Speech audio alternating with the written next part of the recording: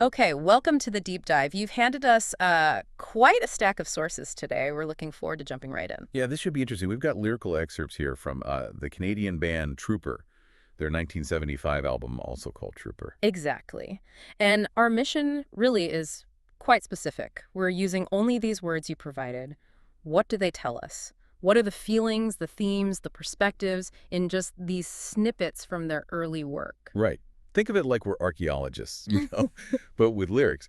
We're digging into just these specific lines to see what emotional landscape, what core ideas they were mapping out back then. Okay, let's get started then. Because looking through these first few, there's definitely a theme that jumps out immediately. It's this really intense feeling around, well, absence, longing, someone coming back. Uh-huh. Big emotions tied to another person. Yeah, look at all the time, the way they put it. Sure, I missed you. It sounds so simple, but then it gets almost physical, like got sick when you left me. Right. And the line about going crazy while they were gone, it really ramps up the intensity. It does. And that constant refrain, needing them, loving them all of the time, but then, whoa, there's that line. I'll wrap you in my loving arms and chain you to the wall. Yeah, that one, it hits differently, doesn't it? It sort of shifts the tone. It really does, from deep missing to something darker, possessive. Maybe possessive, yeah. Yeah. We're just showing the sheer desperation. Like, I can't lose you again, so I'll literally chain you here. It takes that vulnerability to a kind of extreme place. Okay, and you see that intense need, maybe phrased a bit differently in Baby Wantcha Please Come Home, too. That feeling of just shutting down. I can't do nothing. I can't feel nothing. I can't be nothing without you. Hmm. It'd be nothing without you. That's heavy. It's like their whole identity is tied up in this other person being there. Totally. And you get the classic stuff, too, like being lonely, going up the wall, the place feeling empty. It's just helplessness, really. A profound sense of emptiness and, yeah, helplessness described there. And then Love of My Life seems to build on that. The speaker was a lonely thinker, kind of isolated before meeting this person. Now life will never be the same. Right, and the fear is still there. I'd go crazy if you went away. Mm. It reinforces that this person is absolutely central to their world. Never met anyone like them. So these first three we've looked at. Yeah, pulling them together all of the time. Baby, won't you please come home? Love my life. They really paint this picture of deep emotional dependency, maybe even distress linked to whether this person is present or not. The emotional stakes feel incredibly high. They do. It ranges from that profound emptiness we talked about right up to those almost disturbing possessive urges. It's very raw, very direct. You feel the vulnerability, the need coming through loud and clear. Okay, so that's one strong current running through these lyrics, the intensity of established relationships, the pain of separation. But then you flip the page, so to speak, and there's a different vibe entirely. A different angle on connection. Yeah, don't stop now. This one feels like the very start, you know? That moment, something could happen. The ignition point. Exactly. The speaker wasn't ready for a love affair, but then someone smiled at me, and boom.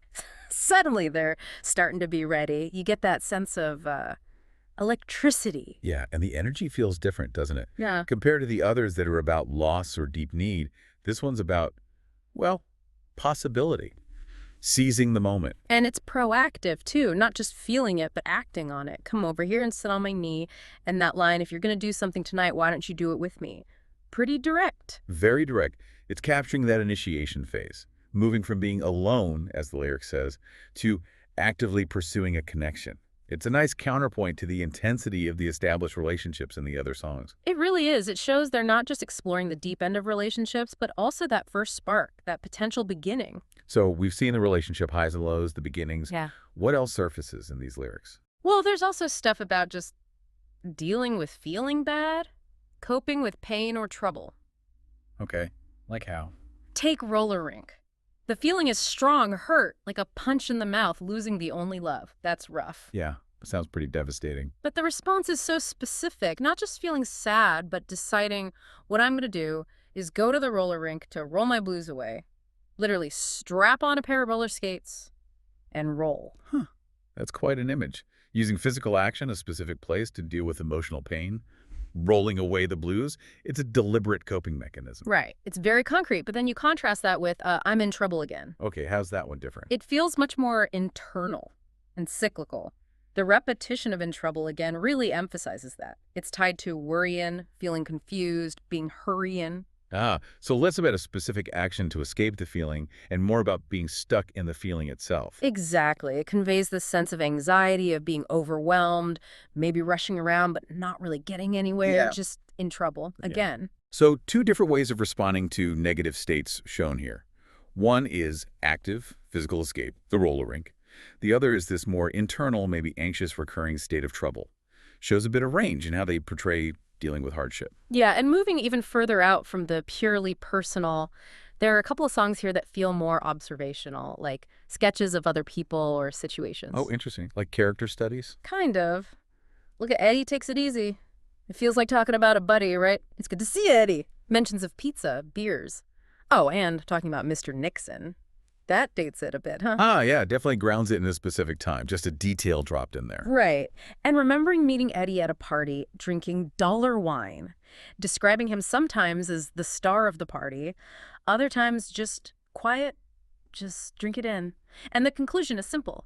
He's a first-class drinking man. So it's a portrait. Just capturing a type of person, a friend, the kind of guy you might know, shifts the focus outward from the singer's own intense feelings. Yeah, it feels relatable in a different way. And then there's general hand grenade, which is, well, it's something else. How so? The imagery sounds pretty bold from the title alone. It is. You've got this figure, this general, riding in a motorcade, sipping on a lemonade, waving at his fans, but also looking for the cavalcade to take him off to war. Okay. So there's a contrast there.